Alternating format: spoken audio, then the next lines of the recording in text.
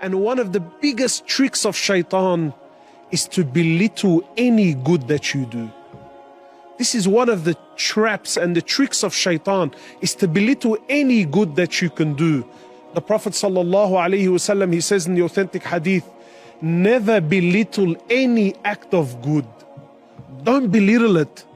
If there's any good that you can do, no matter what it is, do it. Allah Azza wa Jal, He says in the Quran, فَمَنْ يَعْمَلْ مِثْقَالَ ذَرَّةٍ خَيْرًا يَرَى. Imagine Allah Azza wa Jal says, anyone who does an atom's weight of good. What is an atom? How insignificant is an atom to any human being? Something you can't even see with your own eyes.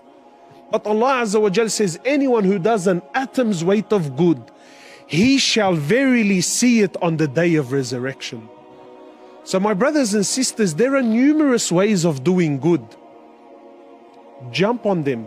Take every single opportunity that you can.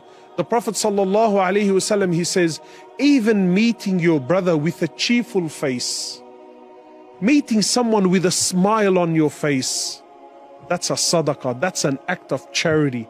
That's a means that Allah Azza wa Jal can reward you with good. Anything.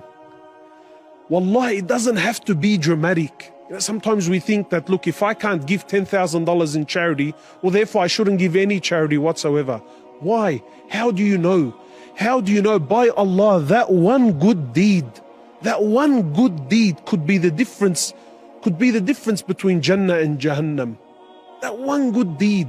The Prophet ﷺ, he says that Allah loves the small action that's consistent.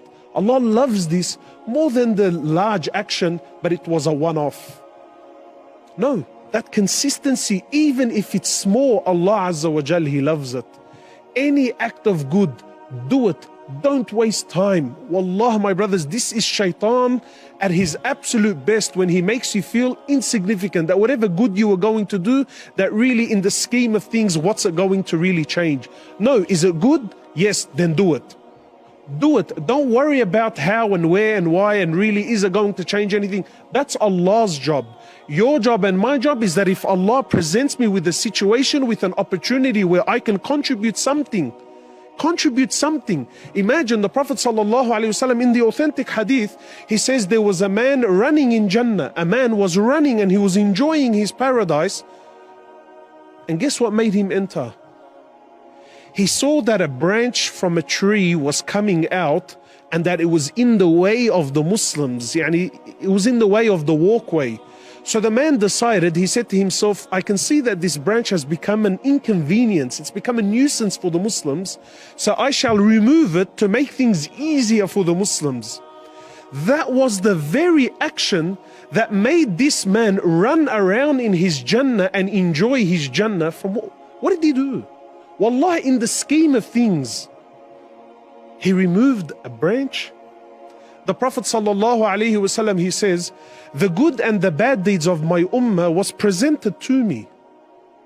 He said, and I found that removing a harmful object from the road was put in their good deeds. Something as little as this. Abu Hurairah radiallahu ta'ala anhu, in the authentic narration, he calls upon the Muslim women and he says, O Muslim women, don't belittle any act of good, even if it's giving your neighbor the hoof. Imagine the foot of an animal. What value does that have? But to give that as a gift to your neighbor is an act of good. And this is Islam, that a believer should be the one who does good wherever he is, no matter what the situation is, no matter what the vibe.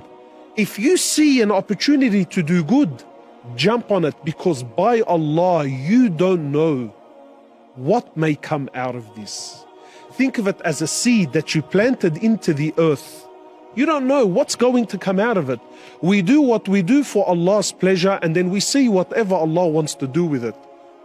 An atom's weight, you shall see its reward on the Day of Judgment.